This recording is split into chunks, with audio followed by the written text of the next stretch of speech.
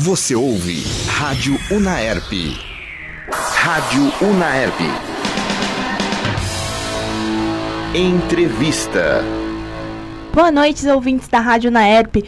Então agora às 20h43 a gente vai fazer uma mini coletiva de imprensa. A gente já teve na sala com o Saulo Gomes, jornalista. Primeiro a gente gostaria de agradecer novamente essa oportunidade, né, de estar conversando e conhecendo um pouquinho mais da sua larga carreira, né? Então a gente vai começar com uma pergunta com a Lawane. Olá, boa noite. Boa noite. Saulo, eu gostaria de saber que você lançou um livro ano passado sobre o Chico Xavier, o nosso Chico. Como que foi o processo de apuração dessas informações e se há algum momento descrito no livro que você considera mais importante? Todos os momentos daquele livro são muito importantes. Quantas informações foram todas colhidas em loco. Eu tive contato com pessoas que, até mesmo pessoas que viveram a infância e a juventude de Chico. Porque eu tive, em 1991, lá em Pedro Leopoldo, terra onde ele nasceu, eu gravei várias entrevistas com colegas dele de infância e de juventude e que me revelaram um pouco do que está no livro em certa fase da vida do Chico. Então foram contatos que eu tive com pessoas sérias, alguns não espíritas inclusive, mas que conviveram com o Chico e que atestaram ser verdadeiro tudo aquilo que eu conto no livro. Não fosse isso, eu não teria publicado, né? E termino o livro com um grande sonho que o Chico teve, uma coisa muito curiosa, né? Ele tinha vontade, ele havia recebido em 1975 de uma família tradicional, família Caiado, cujo membro da família, hoje governador do estado, uma fazenda na cidade de Goiás Velho, antiga capital do estado, e ele recebeu a fazenda contrariado.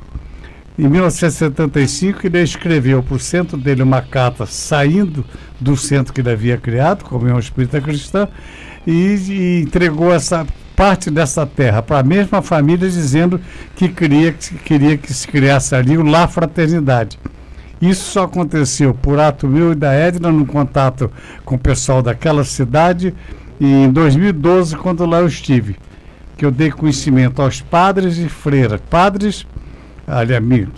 As freiras dominicanas, uma obra católica chamada Lar São José, e os dirigentes espíritas de um centro chamado Chico Xavier.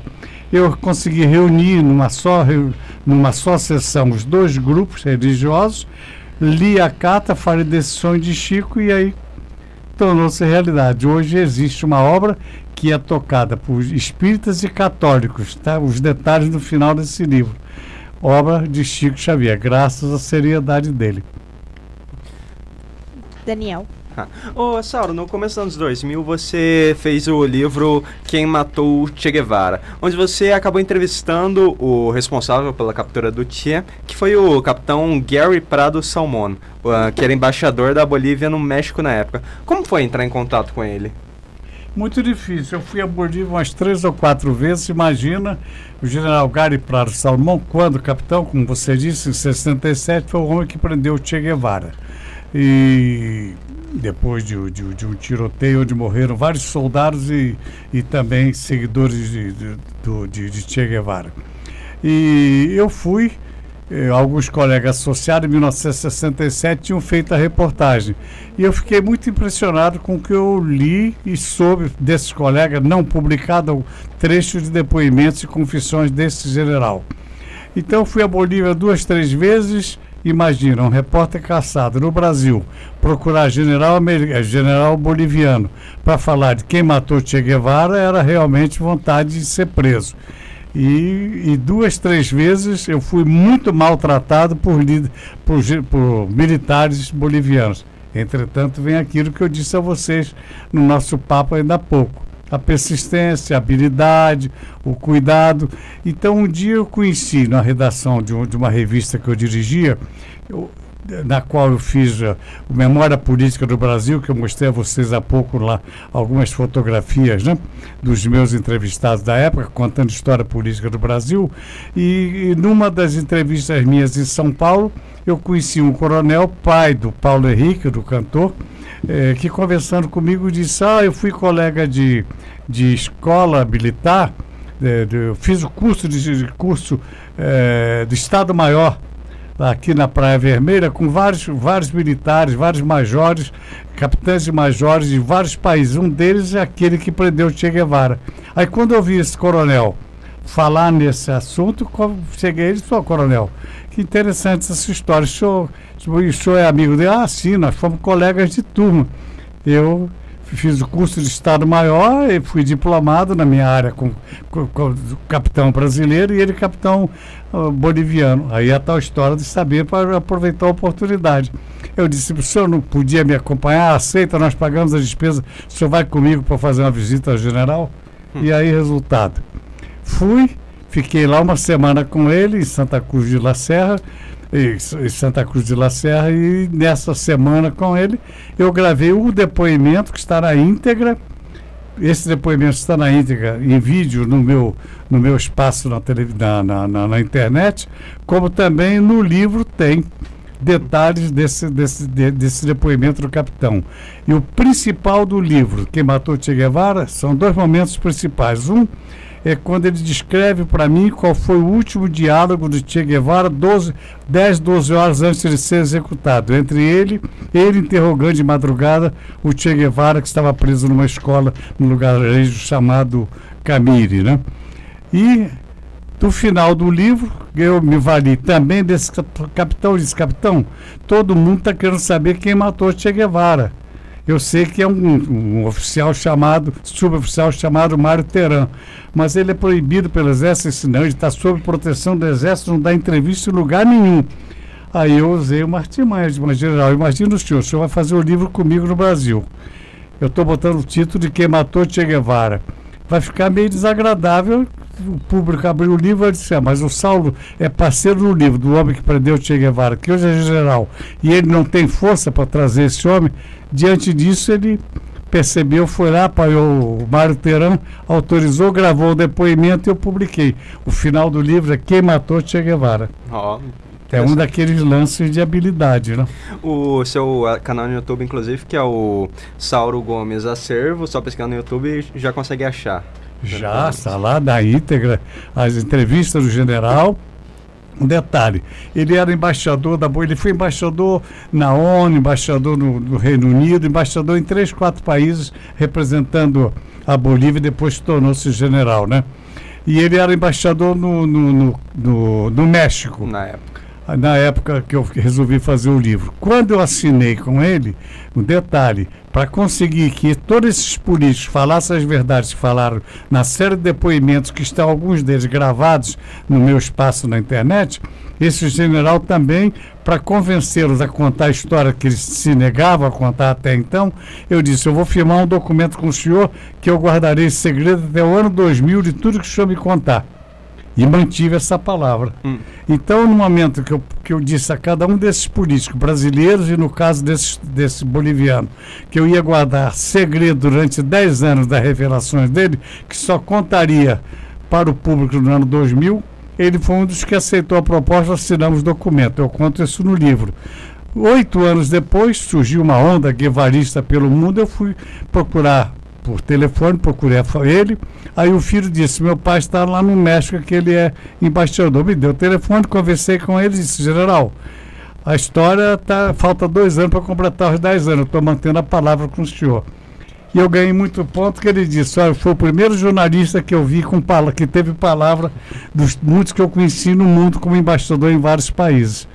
E o que é que você está querendo? Eu queria fazer o livro agora. Ele concordou, eu conto isso no início do livro. Aí fizemos o livro 2 anos antes, com o título que só o meu livro, há no mundo mais de 200 livros sobre Che Guevara, mais de 60 só nos Estados Unidos. Portanto, vê que vende muito livro com história de Che Guevara. Mas o único que pode vou usar a expressão popular, se dá o luxo de usar o título Quem Matou Che Guevara, é o nosso livro, do Saulo e do general Gary Prado. Saulo, como é sabido, você viveu o período da ditadura. Além dos fatos que você já narrou lá dentro, da ameaça de bombardeio enquanto você transmitia ao vivo, tem algum outro fato que te marcou durante o período da ditadura? E A pergunta que permeia a sociedade atualmente, pode até parecer ironia, é: houve ditadura? Houve ditadura civil-militar, isso ninguém pode negar. E é fácil, à luz do direito, é muito fácil. Quem era João Goulart? Um presidente eleito pela nossa, conforme determina a Constituição. Então ele tinha um mandato para cumprir até um determinado data. Se pela força ele foi tirado do poder e foi obrigado a se asilar para não ser preso e caçado dos seus direitos políticos, feriu-se a Constituição. Então foi um golpe, como Getúlio fez em 1930. Foi um golpe civil, porque foi só o Getúlio, 15 anos ditador. No caso, há uma ressalva. Muita gente faz questão, e é mais interessante, mesmo os colegas que ainda até hoje, mesmo não tendo estado preso como eu estive, tem rancor dos militares e tem até as suas razões, por conta disso eles falam sempre uma pressão. Nem são a ditadura militar, não, a ditadura foi civil-militar, porque quem forjou o movimento 64, quem preparou e ganhou a confiança dos generais e que aderiram ao movimento para com a força militar poder derrubar um governo, foram 4 governadores de estado: Lacerda no Rio, Carlos Lacerda no Rio, Hildo Meneghetti no Rio Grande do Sul, Adhemar de Barros em São Paulo e Magalhães Pinto em Minas Gerais. E depois vieram outros governadores secundários, como o general que foi governador do Paraná, chamado Ney Braga. Mas aí é uma série de outros governadores segundo time.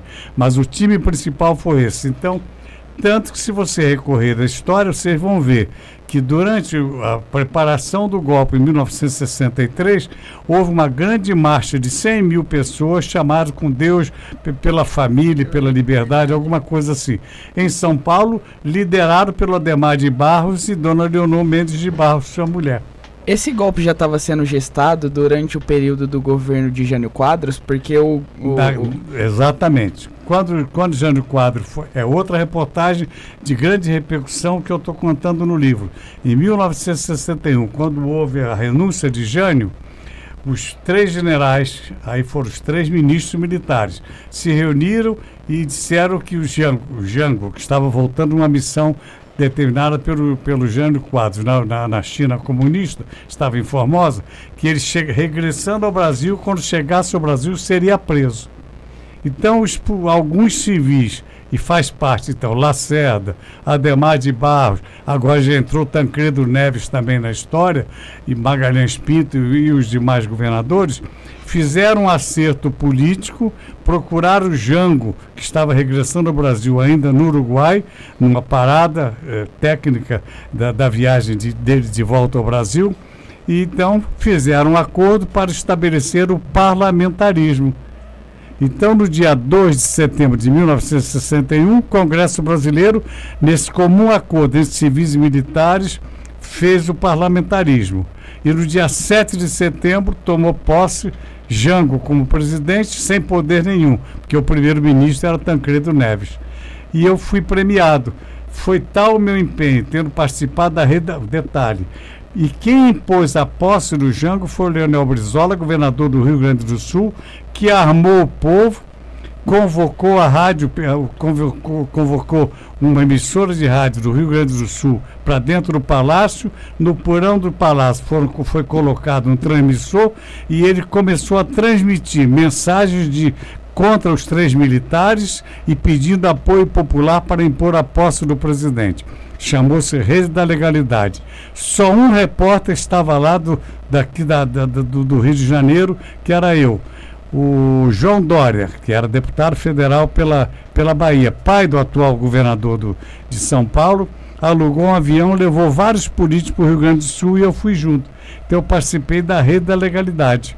Então eu me credenciei ao ponto de, no dia 7 de setembro, quando foi tomar posse, o Tancredo Neves, com a sua habilidade mineiro, reuniu na sala de imprensa todos os repórteres correspondentes do mundo, disse: esse momento do parlamentarismo para dar posse a um presidente deposto e a mim como primeiro-ministro, nós devemos ao apoio da imprensa, em especial ao sacrifício e o risco que o Saulo Gomes sofreu.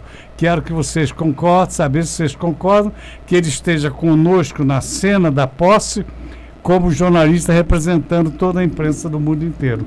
Eu sou o único jornalista, com um cara bem magrinho, de roupa preta, de gravatinha, ao lado do Jango, né, que é a fotografia que eu estou publicando, que a Adriana publica no livro também. Saulo, primeiro gostaria de parabenizá-lo pela brilhante carreira e queria saber se você considera a profissão de jornalista, de repórter, uma das melhores do mundo e se foi essa profissão que te dá ainda hoje tanta vitalidade. Sem dúvida nenhuma, porque eu até vou usar, dentre outras, o Alexandre Cadum, que foi um grande diretor de jornalismo da Rádio Bandeirantes, morreu precocemente. Ele um dia disse uma frase que ele publicou no livro que eu achei muito interessante, que ele: só nós repórteres vamos anunciar o fim do mundo. Está acabando o mundo. Então, realmente, o jornalismo exercido com dignidade, com respeito, com coragem, com independência, pode realmente e contribui, como nós contribuímos em certos períodos da história política nossa do país, em muitos setores de atividade, pode contribuir para que homens públicos sejam menos corruptos. É meio difícil, menos dignos e menos bandidos em relação ao país. E aí a Lava Jato é uma das provas. A Lava Jato foi alavancada com alguma reportagem corajosa de alguns poucos companheiros que fizeram a matéria apresentando documentos, e aí resultou no que nós estamos vendo hoje, né? Então realmente o repórter, é lógico que vamos puxar a brasa para a nossa sardinha. Eu considero uma das profissões mais importantes do mundo, mas exercida com independência, coragem, dignidade e respeito à verdade. Bom, depois desse... Sem palavras. Dessa aula que a gente recebeu. Muito obrigada, viu? A gente gostaria de agradecer, acho que em nome do curso e da nossa etapa, da terceira etapa. Para finalizar a entrevista agora, como que eu faço para adquirir um livro seu? Tem algum link? A gente ficou sabendo que tem o site também. Exato. Eu estou citando o meu site também no YouTube. Vocês vão encontrar o link no acervo, Saulo. Você pode falar. No bloco do repórter, vocês vão encontrar que a Edna que fez o meu site, ela tem a cabeça melhor do que a minha. Então vocês vão encontrar lá o endereço da editora Intervidas, que foi Intervidas, depois uma outra editora chamada Infinda, da mesma empresa chamada Candeia, distribuidora de obras espíritas, de Catanduva, que lançou os livros. Lá vocês poderão comprar todos os nossos livros, os livros aqui enumerados, alguns deles, principalmente os de Chico Xavier. Vocês poderão comprar os livros e os DVDs, porque a entrevista de 68 está perpetuada num DVD chamado Saulo Entrevistas Chico Xavier em 1968. E o Pinga Fogo também está lá na íntegra, no site da editora Intervidas ou Infinda. O site é www.saulogomes.com.br.